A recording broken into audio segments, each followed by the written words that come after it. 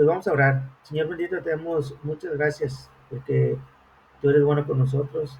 Muchas gracias, Señor, porque nos das la oportunidad de estar nuevamente aquí mediante este espacio para seguir, Señor, conociendo una introducción, Señor, a lo que es la teología y cómo la podemos, Señor, llevar a cabo nosotros. Gracias por hoy de Rigoberto. Bendicio, Señor, síguelo ayudando en su ministerio, Señor, cuida de su familia. Guarda en el bendito cuerpo de tu mano también. Y te imploramos, Señor, que tú le bendigas, le guardes y que pues tú te sigas manifestando poderosamente en la vida de él como en la de su amada esposa. Bendice también a Manolo, te pedimos, Señor, que si desea conectar, de igual manera, Señor, pueda sin problema hacerlo en un momento. Te lo rogamos en el nombre de Cristo Jesús. Amén. La última clase estábamos viendo, bueno, quiénes hacen teología, qué era la teología y quiénes hacemos teología, ¿verdad?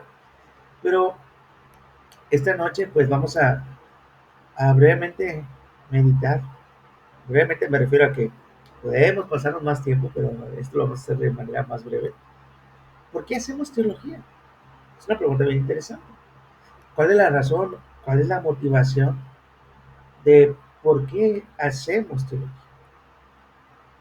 ¿Por qué hacemos teología? En ese sentido, pues bueno, una razón o una motivación del por qué hacemos teología es porque Dios ha hablado. Dios ha hablado. Dios habla. Dice la escritura, Dios, en otros tiempos y de diversas maneras, dice Hebreo, habló a los padres por medio de los profetas, pero en estos postreros días nos ha hablado por medio de su Hijo, a quien constituyó heredero de todas las cosas y por quien también hizo el universo. Entonces, hacemos teología en primera instancia porque Dios habla, Dios se revela. Y lo que mencionábamos en la clase anterior es que el estudio de teología, más que esa premisa que por lo regular tenemos que es el estudio de Dios, algo que pues no sé hasta qué sentido podamos decir lo que es correcto, el estudio de Dios, como si tuviéramos, digamos de esta manera, la capacidad nosotros de, por nuestra propia naturaleza humana, este, decir, bueno, sí, estoy en condiciones de poder conocer a Dios, de poder hablar de Él. No, recordemos que decíamos en la clase anterior que mm, teología sí, literalmente o etimológicamente podemos definirla como el estudio de Dios.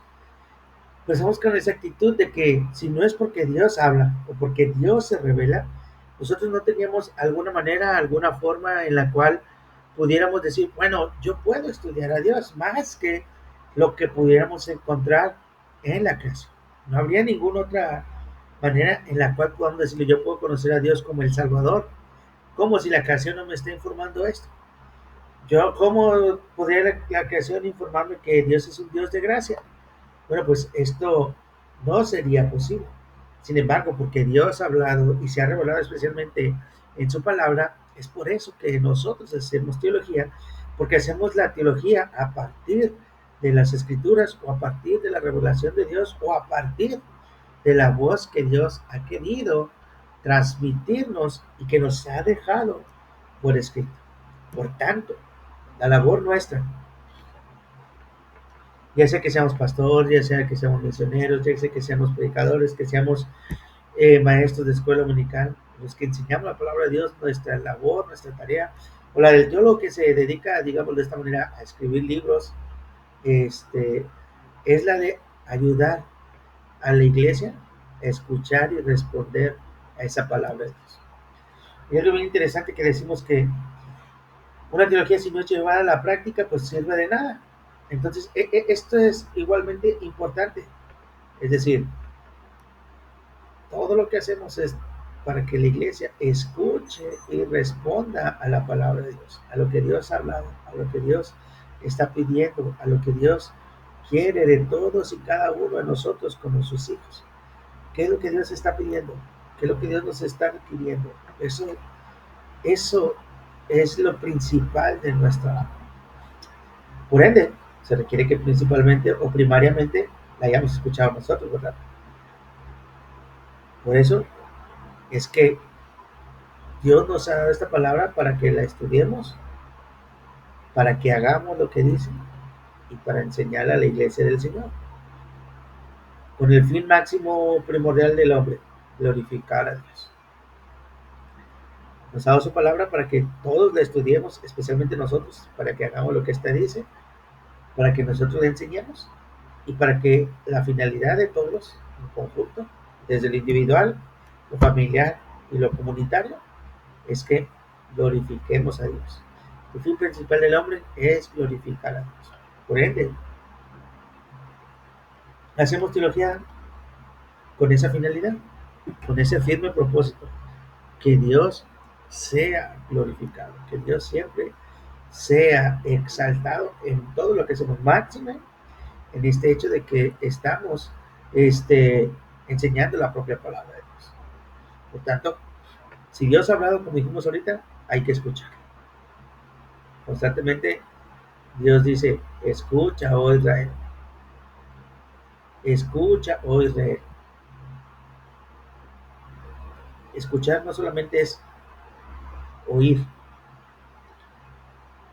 Por lo regular nos referimos a escuchar y a oír de manera distinta. Oír es solamente oír y demás.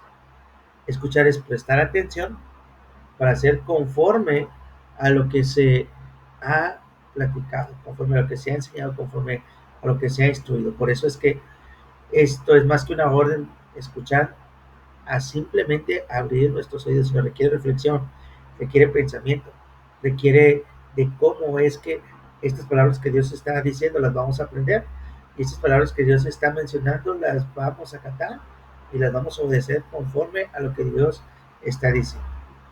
Requiere también, por tanto, escucha, oh Israel, no solamente una reflexión y personal, sino una reflexión y conversación comunitaria, ¿sí? Compromete esto a nuestro corazón, compromete a las implicaciones que tenga o esto traiga como resultado al hecho de que qué vamos a hacer, qué vamos a decidir en respecto a las palabras del Señor. O vamos a obedecer o vamos a desobedecer. Esto no podemos ir a otro lugar o no puede haber otra decisión más que una de dos, o obedecemos o desobedecemos. Entonces, compromete al corazón individual esta reflexión personal, compromete también a la conversación de reflexión comunitaria para que comprendamos y actuemos de conformidad a lo que esto conlleva, sino que esto seamos obedecer, obedecer, recordar y no olvidar. Deuteronomio 6 es constantemente repetitivo lo que dice el Señor. Dilo a tus hijos, háblalo a tus hijos, no se te olvide mencionarlo a tus hijos, a tus hijos, a tus hijos, aquí, allá y demás, para que no se olviden de quién es el Señor, para que no se olviden de lo que el Señor quiere. Porque cuando esto acontece, pues está en graves problemas, en graves dificultades el pueblo de Dios. Por tanto, lo que la Escritura dice, la palabra profética de Dios por medio de Cristo, requiere que la escuchemos con oídos abiertos, con mente activa y un corazón creyente en medio de la enseñanza y la comunión del pueblo de Dios. Esta, digamos, es la esencia de la tarea teológica. Escuchar la voz de Dios con todo lo que somos. Y esto es lo que hacemos cada vez que nos reunimos con nuestros hermanos. Esto es lo que estamos reflexionando, meditando, conversando, enseñando, porque lo que pretendemos es que todos tengamos esta misma condición y esta misma actitud delante de la palabra de Dios.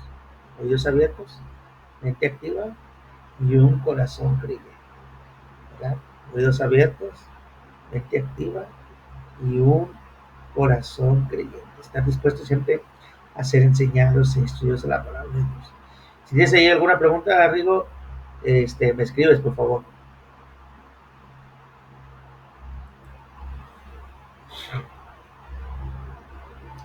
Pues bueno, si Dios ha hablado hay que escucharle. Y si escuchamos, pues entonces por conclusión inmediata es que le debemos obedecer. No, No sería aceptable alguna otra respuesta, ¿verdad? Sin embargo, pues en nuestra condición caída, pues sí hay otras respuestas que ofrecemos, ¿no? A la voz del Señor. La respuesta de que no queremos este, el hecho de obedecer por múltiples razones, múltiples causas. Entonces, si Dios habla, pues tenemos que obedecer. Entonces, en la perspectiva bíblica, pues no hemos escuchado a Dios correctamente a menos que hagamos lo que Él dice. Y pues no escuchar correctamente, pues significa el hecho que no es que Dios no haya hablado bien, sino que nosotros queremos a veces tergiversar su mensaje, queremos a veces pues también amoldar el mensaje o ponerlo a nuestro gusto, a nuestra manera, en ese sentido, eh, y no aceptar a cabalidad lo que Dios pide de nosotros. ¿Por qué? Por la dureza de nuestros corazones. Pero en resumen, o en síntesis, es que a menos que no hagamos lo que Él dice, entonces no hemos tenido buen oído, como digamos. Dice Deuteronomio, llamó Moisés a todo Israel, Moisés, perdón, a todo Israel y les dijo, oíd, oh Israel, los estatutos y decretos que yo hablo hoy a vuestros oídos, para que los aprendáis, los guardéis y los cumpláis. Oye pues Israel y cuida de hacerlos. No es solamente que los escuches, no es solamente que los aprendas, no es solamente que los memorices, que estés en tu corazón, sino que cumplas con ellos, que cumplas efectivamente con lo que estás aprendiendo, con lo que estás escuchando de la voz del Señor. Eso es lo importante, lo interesante para cada uno de nosotros respecto al escuchar, reflexionar y no olvidarnos de que debemos cumplir con lo que Dios manda. Por tanto, Deuteronomio describe mucho de esta tarea teológica como una obra de memoria, que se refiere a no dejar huellas mentales en la memoria, sino a abrazar perpetuamente y fielmente la palabra de Dios para dirigir la vida de acuerdo con su pacto, en vez de olvidar al Señor y su pacto. Es decir, no solamente es algo que se quede como algo grabado, como simples mecanógrafos que fuimos y que como si literalmente hubiéramos escrito en nuestra mente y ahí se quedó grabado algo como si hubiéramos hecho a cincel en una piedra. No, sino algo que realmente ha penetrado nuestro ser entero, penetrado hasta nuestro corazón y en ese sentido abrazamos perpetuamente esta verdad y decir, Señor, yo creo, Señor, ayúdame, Señor, a permanecer fiel en ti. Por tanto, este recuerdo espiritual produce una acción obediente y te acordarás y guardarás y pondrás en práctica estos estatutos, ¿verdad? Pondrás en práctica estos estatutos. Cuando el pueblo de Dios dejó de hacer esto, el pueblo de Dios se fue tras los hijos. El libro de Jueces comienza con eso. Capítulo 12, mal no recuerdo. Se levantó una generación que no conocía a Dios, que no conocía a Jehová. Y ya sabemos la historia de Jueces. Cómo es una espiral decadente en ética, una espiral decadente en espiritualidad, una espiral decadente en religiosidad, comunión con Dios. Y comienza porque una generación no conoció a Dios. Es decir, sus padres no se encargaron de seguir practicando y obedeciendo esto, y por tanto se levanta una generación que no busca a Dios. Hoy nos encontramos tal vez ante esa disyuntiva.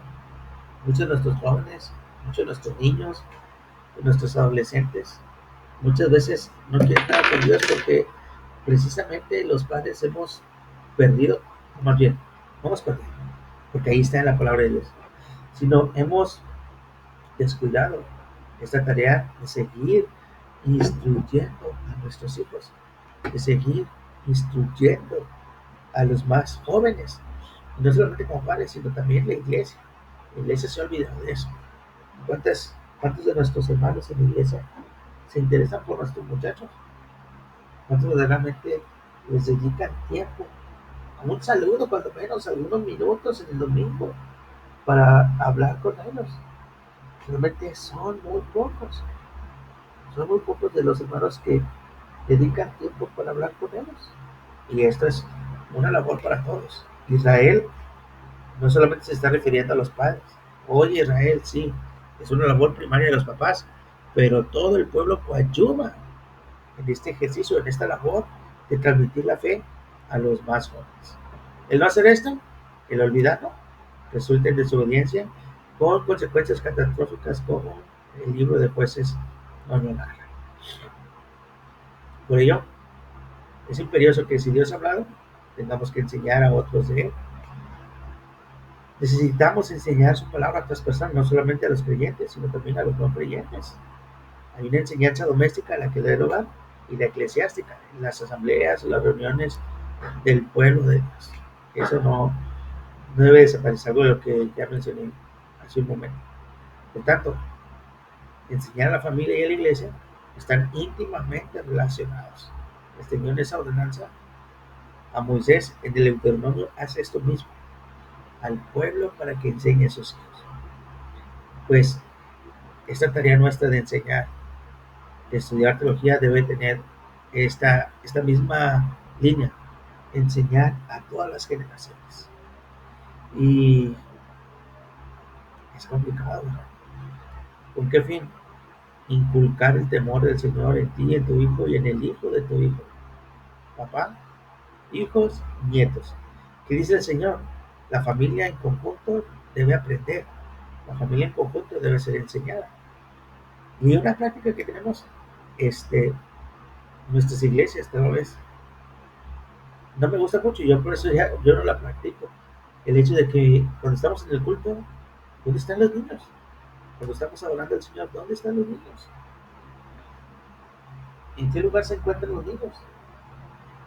No están con sus papás cantando, no están con sus papás orando, no están con sus papás confesando sus pecados, ¿verdad? Están en una clase, a bien decir, en la escuela dominical, si es que todavía es, pero por lo general mientras están en el culto están haciendo otras actividades, algunas de reforzamiento del estudio bíblico, algunas otras de entretenimiento, y desde ahí, desde mi punto de vista, creo que fallamos en ese sentido. No estamos involucrando a los niños. En aras de cualquier este, argumento que podamos decir, no estamos inculcando a los hijos y a los nietos en, en la adoración comunitaria. Solamente lo que les estamos inculcando es tú vas a ir a reunirte con personas de tu misma edad, vas a convivir, vas a jugar, vas a tener cierta enseñanza, cierto aprendizaje, pero no tienes que en este trabajo, en esta necesidad de exaltar al Señor, de estar en adoración comunitaria, no tienes necesidad de adorar a Dios con personas que no sean de tu edad. Y cuando llegan a una edad mayor, sobre todo en la adolescencia, hay muchas dificultades para poder incluir a los chicos en la adoración comunitaria porque no están enseñados. Nunca se los hemos enseñado. Nunca lo hemos practicado con ellos. Entonces, ¿qué debemos de hacer? Pues desde niños, tenerlos en los cultos. Desde niños, que ellos aprendan, que ellos entiendan. Y aquí es una labor también titánica de los padres al estar también al pendiente de ellos. Porque es multigeneracional, no es solamente para los adultos, padres, hijos y nietos. Israel debe escuchar las palabras del Señor, guardarlas en sus corazones para enseñarlas diligentemente a sus hijos, impregnando cada actividad de la vida con una conversación continua entre tú y tu hijo sobre Dios y su palabra. Tenemos muy arraigada también una costumbre, una cultura separatista, digamos de esta manera, o dualista como algunos otros le llaman, o más correctamente se llama. Es decir, lo que corresponde a la iglesia tiene que ver con la iglesia, y lo que es fuera de la iglesia no tiene nada que ver con la iglesia, no tiene nada que ver con nuestro cristianismo, no tiene que ver nada con nuestra fe. Son dos cosas totalmente separadas. Que coloquialmente decimos, bueno, esto es lo sagrado, esto es lo eclesiástico y esto es, digamos, lo secular. Lo sagrado, eclesiástico y secular, eh, para nada se pueden revolver una cosa con otra. no pueden juntarse. Y eso lo tenemos muy arraigado, de mucho tiempo atrás. Eso nos ha sido enseñado tal vez, tanto tú, Rigo, como yo, desde pequeños hemos crecido en esto. Desde pequeños hemos crecido en esto. Y está tan arraigado a nosotros que también quitarlo de nuestra mente es difícil. Sin embargo, queremos recordarle a las nuevas generaciones y a nuestras propias generaciones es que donde quiera que estemos, somos hijos de Dios. Donde quiera que vayamos, ahí somos siervos del Dios Altísimo. Entonces debemos ayudar a nuestros jóvenes, por ejemplo, en esa orientación sobre, por ejemplo, qué profesión elegir para su vida, recordarle que si va a ser un abogado, ahí él va a servir a Dios. En los juzgados él va a ser un representante de Dios. En las defensas que él va a ser un representante de Dios. En lo que vaya a redactar va a ser un representante de Dios. En los trámites que va a ser un representante de Dios. Si va a ser un médico, ahí también será un representante de Dios. Cualquier profesión, cualquier oficio será un representante de Dios. Y todo lo que haga deberá hacerlo para su gloria. Siervo de Dios no solamente es para los pastores, como coloquialmente pensamos, sino cualquier hijo suyo está al servicio en su reino. Y eso es lo que constantemente debemos recordar. Aún persona que se va a dedicar, digamos, a ser entrenador deportivo, ¿cómo ahí incluso va a glorificar a Dios y cómo va a reflejar su gloria con aquellos que ha de entrenar? Bien interesante, importante en ese sentido. Por ende, pues nos lleva a esta conclusión obvia, que si Dios ha hablado, por tanto Dios debe de ser glorificado. Escucha Israel, el Señor nuestro Dios es un solo Señor, y amarás al Señor tu Dios con todo tu corazón, con toda tu alma y con todas tus fuerzas. Dios ha hablado y debemos amarlo, con todas las potencias, con la totalidad de nuestro ser. Todo nuestro estudio, obediencia, enseñanza, entonces debe ir a apuntar a devolver al Señor el amor que Él merece de nosotros. Lastimosamente no se lo damos. Tal amor se expresa en múltiples formas, especialmente en la adoración exclusiva a Él, el temor, la reverencia, el loor, una palabra que ya profesamos, la honra, la gloria y el servicio solo del Señor. Dedicar nuestros días también a servirle en donde Él nos haya puesto, en lo que habremos de trabajar, de ser profesión, aún en nuestros negocios, cómo hacerle. En alguna ocasión le preguntaba a un hermano que en su momento tenía una taquería, le digo, hermano, ¿cómo puede glorificar a Dios en su negocio? En los tacos que usted vende. Se queda pensando. Y bueno, una manera de hacer es, pues, cuidando la salud de los demás. Primordial es cuidando la salud de los demás. ¿Y cómo lo puede hacer usted? Pues, no inunde los tacos de aceite. Busque la mejor calidad de carnes que usen. Y ya sabe que a veces toman tortillas, las meten en aceite, las ponen sobre la plancha, sobre el comal, y luego todavía le rocían de aceite, y luego te dan alguna cebolla con más aceite. Yo le comento, esa puede ser una solución. Una manera en la cual usted, este, no es que pueda ser una solución, es una manera en la que usted puede glorificar a Dios. Y se quedó pensativo y dijo, no, usted tiene razón. Digo, así va a contribuir a que menos personas sufran por causa de la ingesta, pues no sé qué millonaria de calorías, no sé qué número de calorías pueda tener un taco, pero sin duda que serán muchas calorías. Entonces, todo lo que hagamos se debe glorificar al Señor. Y esa es la tarea nuestra en la enseñanza de la teología, que en toda su vida, perdón, nuestros hermanos, igualmente nosotros, glorifiquemos a nuestro bendito Señor. Ahora, ¿cómo hacemos la teología? O no, más bien, no cómo hacemos la teología, más bien como está aquí. ¿Cómo hacemos teología? ¿De qué maneras? Realmente no sé si me pasé. Ah, no. Pues bueno, tenemos que ver una dinámica espiritual. No podemos hacer teología si no somos un discípulo de Cristo. Tenemos que confiar en la obra mediadora de Cristo Jesús. Tenemos que buscar la iluminación divina continua por medio de la oración. Vamos a tener mucha inteligencia. Podríamos entender muy bien la escritura. Podríamos tal vez este, hasta interpretarla porque usamos otros libros, comentarios y demás. Pero si no es de eso que nos dirige, solamente palabra de hombre estaríamos enseñando a nuestros hermanos. Estima la palabra de Dios con temblor, esto no quiere decir con miedo, sino con el respeto, la dedicación que esto merece.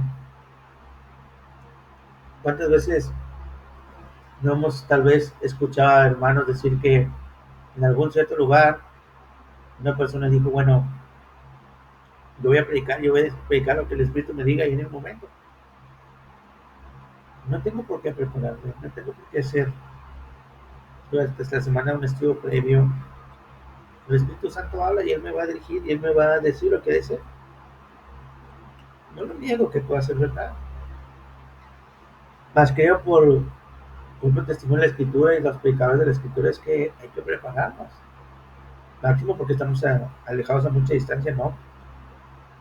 De los escritores bíblicos y hay muchas cosas que para nuestros tiempos ya no son conocidos, que al vivir en culturas distintas pues también ya hacen, por ejemplo, una limitante en nuestro lenguaje, en nuestra manera de entender, que si no estudiamos pues vamos a caer muy probablemente en errores muy importantes. Entonces estudiémosla con dedicación, busquemos auxilio si es necesario, pero no seamos flojos, ¿verdad? En pocas palabras, porque muchas veces eso pasa. Particularmente me tocó escuchar en alguna ocasión en una iglesia que estábamos como, no sé, alrededor de una hora de alabanza, unos 30 minutos de oración, 40. Mm, Llegó el momento del sermón. Lo único que fue el sermón es llegar dos versículos y de esos dos versículos decir, bueno, el Señor lo que pide de nosotros es esto y aquello y vámonos. Esa es la palabra de Dios para ti. Bueno, pues eso también es un asunto muy importante a considerar en ese sentido. Sometamos nuestra mente a la palabra autoritaria de Dios. Nuestra mente no es la que manda, no es la que rige es la palabra de Dios, todo, absolutamente todo. Soportar el sufrimiento por la palabra de Dios en algún momento, esto nos ocasiona problemas, esto nos ocasiona conflicto, pues, ¿qué decían los apóstoles? Pues lo tenemos por gozo, en sufrir por causa de Cristo. Que puede ser también esa nuestra reacción, esa nuestra motivación si en algún momento lo estamos padeciendo. Cautivar un apetito espiritual por la palabra de Dios. ¿Cómo va a ser esto posible? Pues estudiando, constantemente leyendo. Si esto no es así, pues siempre también tenemos graves problemas si nosotros mismos no nos alimentamos primero para alimentar a nuestros hermanos. Esa es la dinámica espiritual que debemos seguir, pero también debemos tener una dinámica académica. Ya la Biblia sistemática, completa, meditativa y repetidamente completa. Cuando hacemos esto, sin duda tendremos un mejor panorama de toda la enseñanza bíblica. De manera sistemática, por ejemplo, por estos meses voy a leer a los profetas de este tiempo, o voy a leer lo que dice la Biblia después del exilio babilónico. Entonces no solamente voy a leer profetas, también voy a leer letras y también voy a leer nombres. Voy a leer algo de reyes. Entonces voy a estudiar los evangelios en busca de qué qué enseñó Jesús sobre el reino de Dios en los evangelios. ¿Sí? Meditando, reflexionando esto y repetidamente. ¿Por qué? Porque necesitamos repetirlo para poderlo aprender y que no se nos olvide. Estudiar libros particulares de la Biblia, es interesante. Y yo les he animado también, en algún momento, no sé si aquí lo he dicho, a que cuando prediquen libros completos. Sí, va a ser bien complicado, algunos están muy largos, pero comiencen con libros pequeños. Algunos que parezcan para ustedes más sencillos, comiencen con libros pequeños, las cartas de Juan, las cartas de Pedro, algunos profetas pequeños, aunque a veces los profetas pequeños son los que están más complicados de entender. Pero predicar de libros completos ayuda a comprender mucho mejor el mensaje del escritor. Y esto nos ayudará también a tal vez tener una mejor programación en esta predicación. Es decir, bueno, a lo mejor esta, esta carta me da para 5, 6, 7 u 8 sermones. Y ya no estoy pensando al siguiente mes o mes a mes, decir, ¿cuál va a ser esto? ¿Cuál va a ser esto? Y estar cambiando constantemente de temas. Sino seguir, tal vez una temática un poco más larga y enseñar a la iglesia. Esto es muy interesante porque cuando predicamos de un libro entero, enseñamos a la iglesia también a cómo se va a estudiar la Biblia y a cómo buscar ayudas respecto a lo que la propia Biblia dice en otros lados. Hay que familiarizarse con los credos y confesiones de fe, porque también nos podemos encontrar entre disputas y bueno, y esto parece indicar que enseña aquí esto. Pero cuando vamos a las confesiones, sobre todo, también en los credos, ahí se nos informan todos muchos pasajes bíblicos respecto a cierta enseñanza y de ahí podemos eh, tomar para comparar y decir, esto es lo verdaderamente correcto, junto con otras versiones de la Biblia para que podamos comprender mejor el mensaje de ella.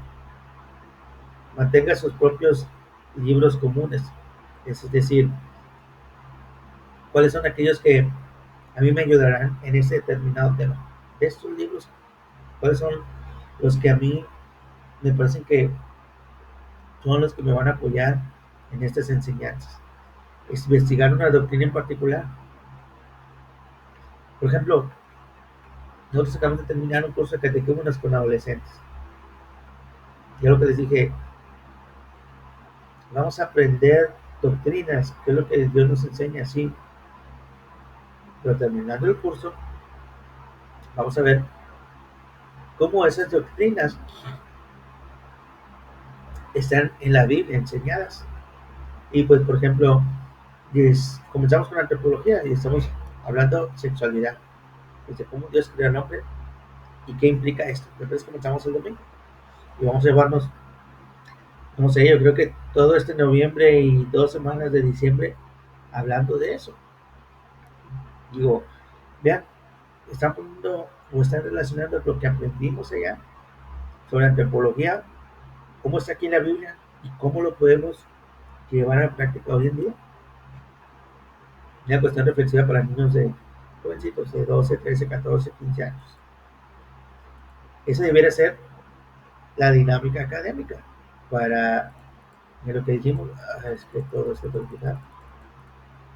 cómo hacemos la teología. Entonces, a través de una dinámica espiritual, pero también de una dinámica académica. No se separan una de otra. No es que voy a hacer una o voy a hacer otra, no. Las dos las tenemos que hacer. Ahora bien, ¿cuáles son los fundamentos teológicos de la revelación divina? ¿Qué fundamentos hay ahí en las escrituras? Es la revelación del Dios soberano a quién? A los portadores de su imagen. Fuimos creados a imagen y semejanza de Dios. Y el Dios soberano, el Dios creador, el Dios que dirige, el Dios que gobierna, dirige su revelación específicamente a esa parte de su creación. Es decir, a la corona de su creación. No a cualquiera en su creación. A una creación en específico. Es decir, al hombre. Y como hombre, pues nos referimos a hombre y mujer, ¿verdad? A hombre y mujer. Entonces, no podemos decir que está totalmente separada el hecho de ser creación con el hecho de la revelación, ¿no? Porque está íntimamente relacionada a tal grado que lo primero que se nos revela en la escritura es al Dios creador, al Dios creando todo lo que existe. todo lo que existe. No comienza la Biblia diciéndonos o probándonos que Dios existe, simplemente nos asegura que existe. Y este Dios que existe creó los cielos y la tierra. ¿De qué manera? Dijo y fue hecho. Como aquí mencionamos 10 veces aparece en Génesis 1. Es una afirmación sorprendentemente clara de que el creador del mundo es el Dios que, perdón, el creador del mundo es el Dios que habla. Es exactamente el mismo. Y ese Dios que habla de esta manera tan especial en su escritura es nuestro Dios. Entonces la escritura presume de Dios y lo proclama. Proclama ese Dios maravilloso, grande, fuerte. Proclama al Dios soberano, al Dios que reina sin que nadie se lo impida, sin que nadie le ponga límites, sin que nadie se pueda oponer a lo que él hace. Y esto es la antítesis al politeísmo que existe en todas las religiones, o en la gran mayoría de las religiones. Que bueno, hay otras religiones monoteístas, pero que nada se compara su Dios con nuestro Dios, en nada. Este Dios que es el creador, también es testigo de la Biblia, o proclama la Biblia, que no está limitado por nada, ni por el tiempo, ni por el espacio, ni por el poder, nada. Él es la fuente desbordante de toda bendición y de toda bondad. De él posee todo y todo lo tiene en el hueco de su mano. ¿Qué le impide a Dios hacer algo? Nada. ¿Qué le impide a Dios conocer algo? Nada. Él es el Dios maravilloso y majestuoso que la propia palabra de Dios nos revela. Allá cuando Job está sufriendo y cuando Job está padeciendo y llegan sus amigos según a consolarle y que pues en lugar de consolarle llegan a darle de coscorrones, como digamos acá coloquialmente, pues Job también se queja y dice, Dios, bueno, entonces ¿por qué sufro? ¿Cuál es la razón? ¿Cuál es la razón de mi sufrimiento? Entonces Dios le revela, dice ahí en la Reina Valera, en un torbellino, y desde este torbellino Dios habla y, y le ofrece una respuesta muy interesante a Job. Le ofrece una respuesta interesante porque en realidad nunca le contesta la pregunta. Job dice, ¿por qué sufro?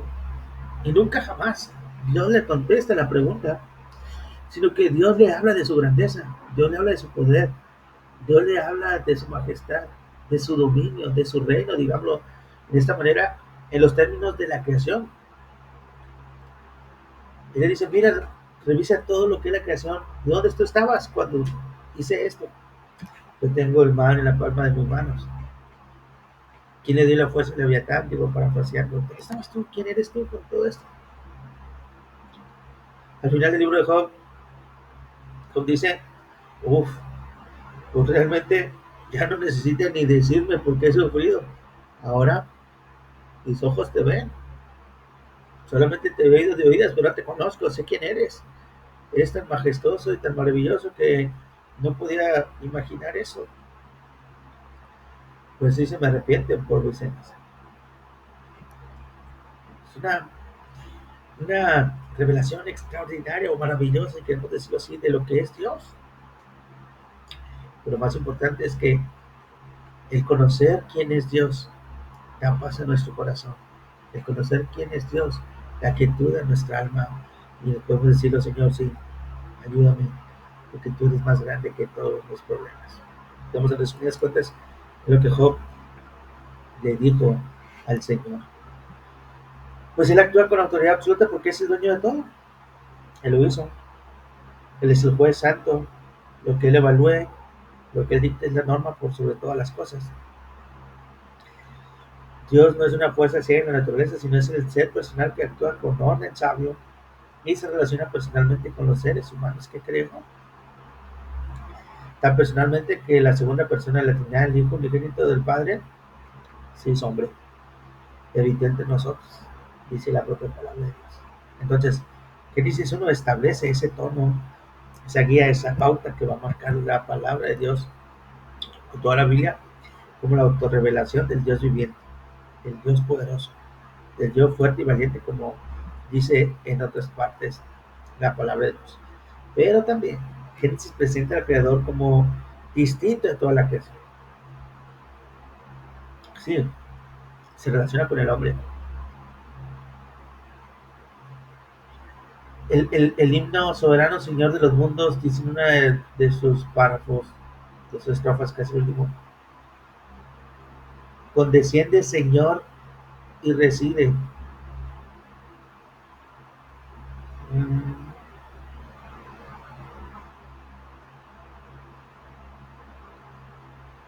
con nosotros por siempre jamás, creo que dice. Condesciende Señor y reside con nosotros por siempre jamás. Es cierto, Dios bajó al nivel del hombre, hacerse hombre para rescatarlo. Pero eso no significa que sea igual a él, es muy superior a él. No significa que sea igual a la creación, porque muchos dicen, en cierta manera, que el Dios es la creación. Y hay un término que ha acuñado para hablar de ello, como que dándole un menor impacto, hablando de nuestra madre naturaleza, que de ella proviene todo, que ella nos provee todo. No, no, no, ¿cuál madre naturaleza? Es Dios, es Dios. No como los panteístas que dicen el mundo es Dios. No, no, no. El mundo es de Dios, dice la Biblia. Y así lo cantamos, ¿no? También. El mundo es de mi Dios. El mundo no surgió como parte de Dios, sino como algo distinto a Él. No es un conflicto entre los dioses. Es la libre decisión de Dios de crear todo lo que existe. De crear todo lo que existe.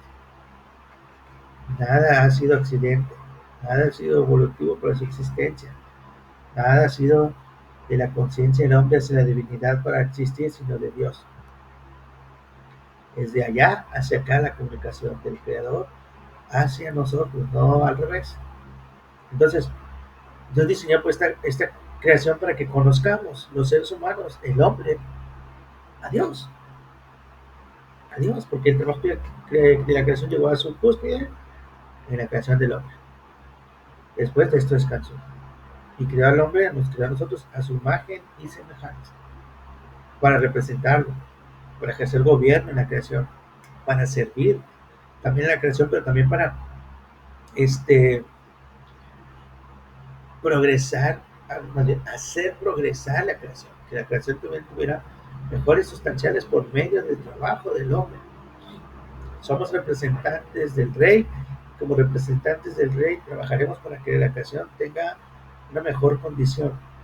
Lastimosamente por el pecado, lo que estamos haciendo con la creación es que nos la estamos acabando, estamos destruyendo. La contaminación es uno de estos. Los asentamientos humanos, cada vez nos estamos acabando más la naturaleza, ¿no? En lugar de estarla cuidando. Pero también Él nos ha creado para relacionarnos con Dios, como un hijo de su padre. Ese es el propósito inicial, la relación de padre e hijo, que por el pecado fue rota, ¿verdad? Por el pecado fue rota y ahora solamente aquellos que creen en Cristo, aquellos que el Señor ha elegido, aquellos que Dios ha separado para sí, los que van a disfrutar de esta relación. Pues entonces esto indica que Dios creó al ser humano con esta inclinación, con esta necesidad de recibir la revelación divina, para invitar a Dios en este sentido de gobernar e implementar su vida. Y esto es cierto. Es decir, Dios nos creó con una necesidad de adorar, con una necesidad de estar en comunión con Dios. Y estar en comunión con Dios está en su palabra. Solamente que el pecado trajo severas consecuencias y esto se transformó de adorar a Dios, a adorar la creación de Dios ahora. Bueno, no ahora, sino desde tiempos antiguos. ¿Qué ha buscado el corazón del hombre para adorar? A la creación y a lo imaginario. Aquello que en su mente pueda creer, aquello que en su mente pueda articular. Bueno, eso es lo que hay que adorar. Y no necesariamente nuestro Dios. A esto le dijimos, bueno, Dios se revela a sus portadores de su imagen con un tipo de patrón que incluye la creación natural, la comunicación verbal y la recreación del hombre caído a imagen de Dios. La creación natural, como podemos conocer a Dios, la comunión verbal y el hablar con Él. y la recreación del hombre caído a imagen de Dios. ¿Cómo es esto? A través de Cristo Jesús. Solamente en y a través de nuestro Señor Jesucristo.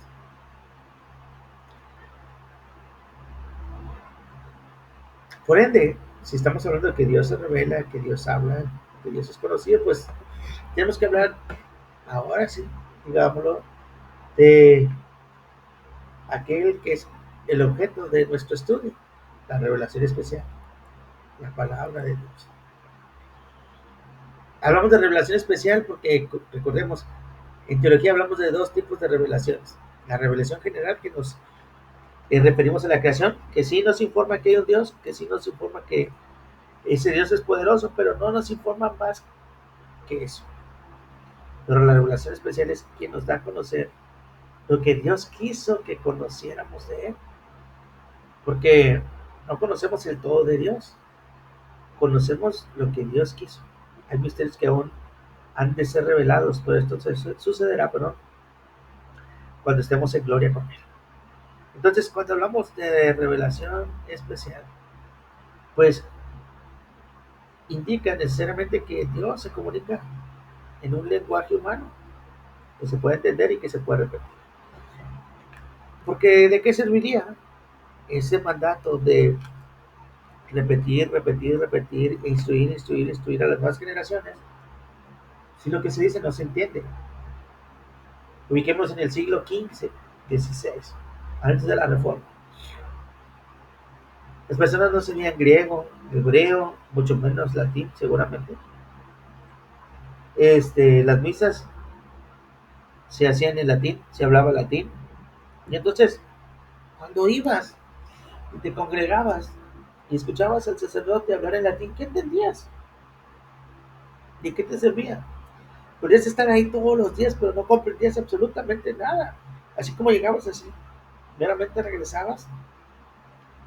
Y dices, bueno, pues quién sabe de qué se trata la Biblia. Digamos, el Señor permitió la reforma protestante para que a través de ella su palabra estuviera accesible al pueblo, en su lenguaje. Esta es una gran bendición. Entonces, la revelación sí es un acto de la gracia del Señor en la cual da a conocer su verdad divina en el lenguaje del ser humano, en el lenguaje que no podemos descubrir, iba a decir desconocer, descubrir por nosotros mismos. Entonces, la revelación implica la intrusión, digamos, en la llegada de la gloria de Dios de esa manera maravillosa, de esta experiencia extraordinaria, perdónenme, de esta experiencia ordinaria y humana, la gloria de Dios sigue manifestándose para que todo lo que esté ahí escrito estemos seguros y convencidos de que es la palabra de Dios. Esto es algo que hoy en día también muchos están encargando de desvirtuar, de decir, no, no todo es palabra de Dios. Y no solamente de hoy en día, de tiempo atrás, pero tal vez hoy lo vemos con más frecuencia. Entonces, la revelación especial está asociada con la redención y la salvación humana. Comienza en el Edén, incluso antes de que haya caído el hombre. El, el mandato de Dios para con Adán incluye esto. De todo árbol puedes comer, menos de ese, porque el día que de él comas ciertamente morirás. Es decir, hay vida para ti, y la vida la puedes alcanzar solamente no comiendo de ella. Pues no, no lo hicieron, no escucharon la voz de Dios. Y entonces, pues, sucedió lo que ya sabemos, ¿verdad? Y estamos ahora en esta condición. Por tanto, después de la caída del hombre, esta revelación especial que con Adán y Eva era directa, hablaban cara a cara, por decirlo de esta manera, para más entendimiento nuestro, adquirió por tanto una importancia aún mayor, porque a medida que Dios manifestaba su presencia, los pecadores alejados de él llenaban palabras tanto de juicio como de gracia, sin duda. Era algo importante de escuchar, algo importante de obedecer. Entonces, progresivamente Dios ha revelado su gracia salvadora o su voluntad salvadora, culminando con la venida de Cristo Jesús hoy. Y progresivamente nos referimos no que han pasado los años, sino el hecho de que a medida que pasa el tiempo, La revelación bíblica, la revelación del Señor, da mucho más información acerca de cómo han de suceder las cosas. Juan 3 dice, porque el que Dios ha enviado habla las palabras de Dios, porque Dios no le da el Espíritu por medida. El Padre ama al Hijo y ha entregado todas las cosas en su mano. Pues aquí tenemos la entrega de las palabras de Dios al mundo. Dios el Padre está detrás de todo. El Padre envía al Hijo con amor divino y da el Espíritu para equipar al Hijo para su obra. Entonces el Hijo habla las palabras del Padre y ora por el poder del Espíritu Santo. De economía trinitaria, ninguno de ellos obra independientemente del otro, aunque hay tareas individuales para cada uno, ninguno obra con independencia del otro, ninguna de las personas de la Trinidad. Por tanto, el Espíritu acompaña al Hijo con infinita y divina plenitud para cumplir con la voluntad del Padre.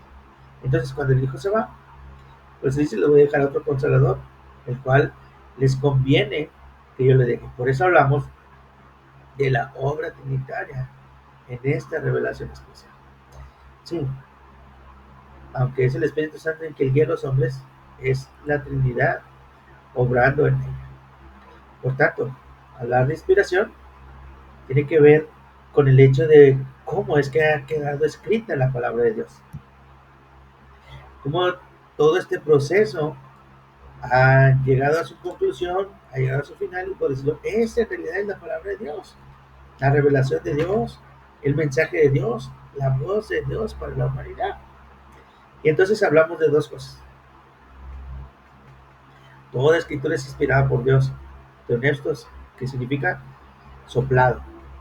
Y el otro es, los santos hombres hablaron siendo inspirados por Dios, pero menor, que también es inspirados, pero el que significa más cargado. Las dos palabras se introducen como inspirado, aunque tienen ideas distintas. Soplado por Dios. ¿Quién es la fuente? ¿De dónde viene su origen? ¿Cuál es el origen de la escritura? Y tiene, digamos, esta ilustración o esta imagen para que debemos tener en nuestra mente. Cuando hablamos, exhalamos aire. Cuando hablas, digo, por ejemplo, pones tus manos sobre tu boca, ahí vas a sentir el aire que sale de nuestra boca. Y esto es lo que quiere decir. Es Dios el que está hablando. Es el que está trayendo su mensaje. Los que escriben solamente están este, poniendo en papel, digamos de esta manera, lo que Dios les está diciendo. Se produce desde dentro la voz de Dios. Es Dios mismo el que lo hace. Toda la escritura, toda, tiene un mismo autor, Dios. Él es el verdadero autor. Aunque hay escritores humanos, si no hay esa revelación de Dios, no sabían qué escribir, no tenían nada que escribir. Es Dios el autor. El fenómeno hoy, que decir llevados o cargados.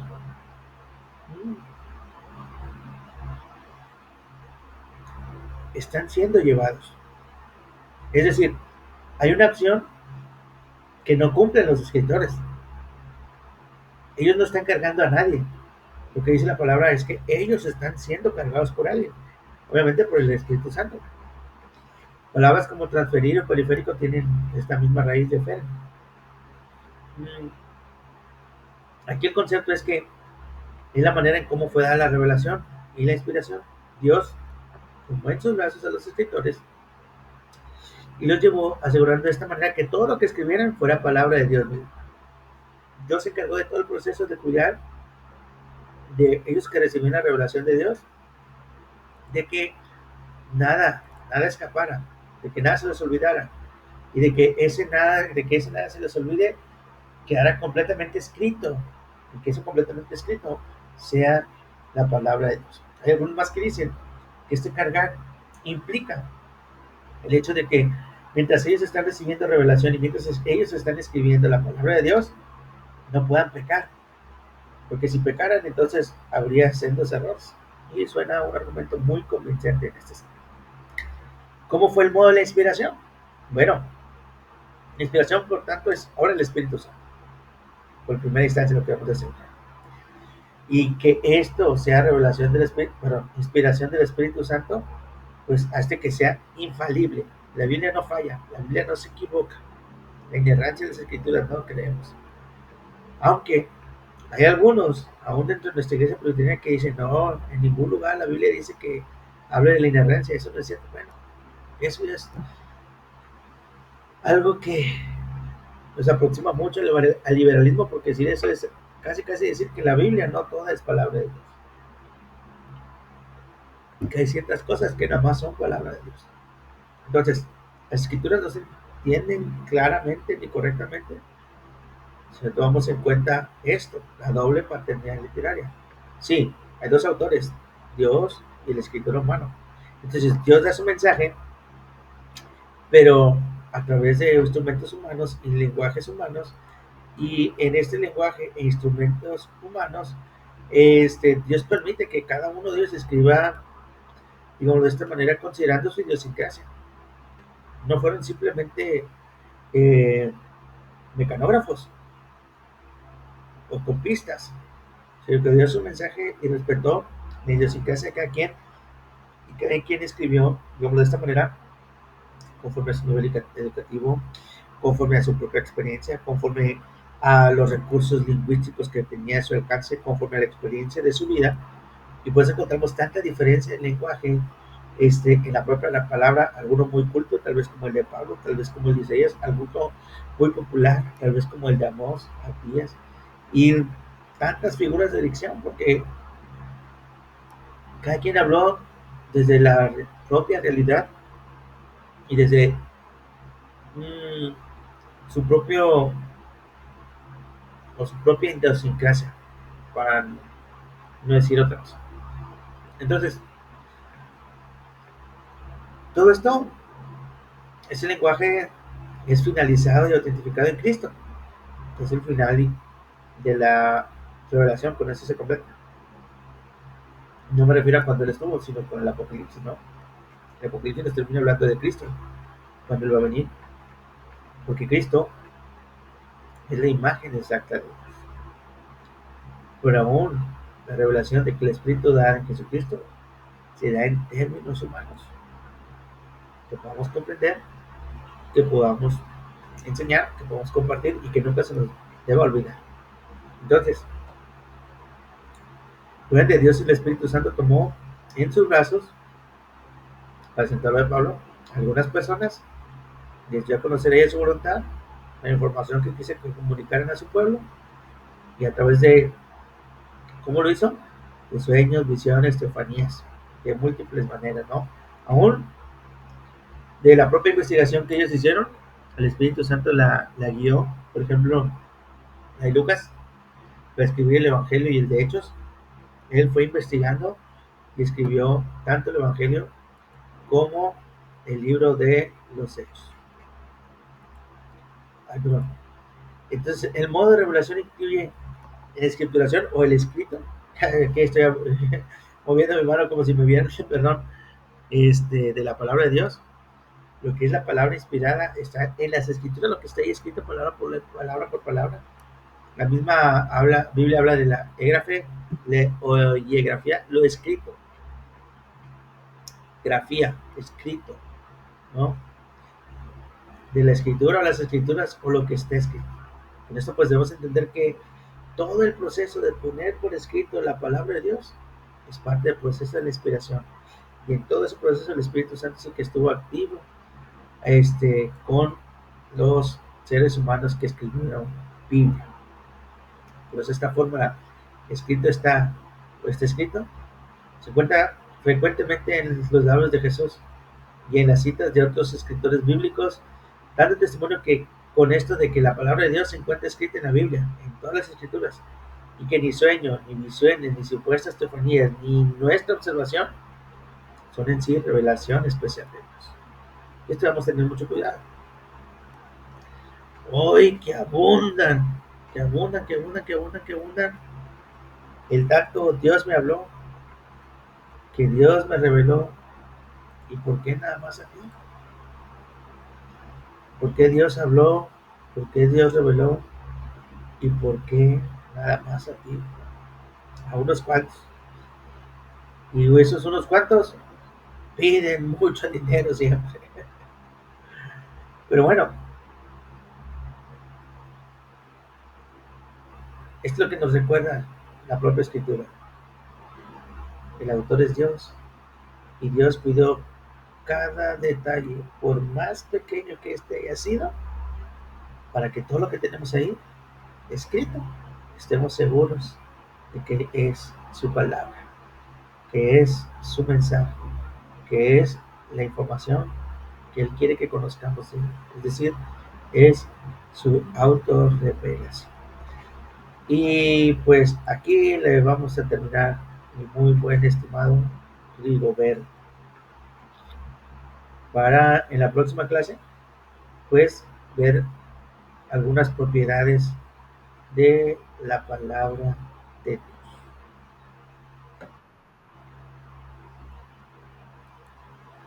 Pues no sé si tienes alguna pregunta.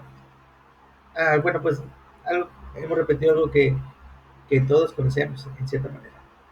Pero si hay alguna pregunta, digo, todo bien. Bueno, pues vamos a orar. Saludame a tu esposa, a tu nene. Cuídate mucho. Oremos para terminar esta noche. Buen Señor, muchas gracias te damos por la oportunidad que nos has brindado para poder estar este tiempo recordando un poquito, Señor, de lo que nos has enseñado, de lo que nos has instruido, afirmando, Señor, las verdades de tu palabra, sobre todo. Imploramos, Dios, que nos dirijas en esta encomienda que tú nos permites servirte, en la que nos permites servirte. Bendícenos, danos gracia para con nuestros hermanos. Que tu Espíritu Santo, Señor, nos ilumine y guíe, Señor, cada una de nuestras acciones, especialmente aquellas en las cuales enseñamos tu palabra. Quédate con Rigoberto, con su familia, bendícelos de gran manera, se con Manolo también en sus ocupaciones, Señor, y aquí que le impidió estar con nosotros. En tus benditas manos encomendamos, en el bendito nombre de Cristo Jesús. Amén.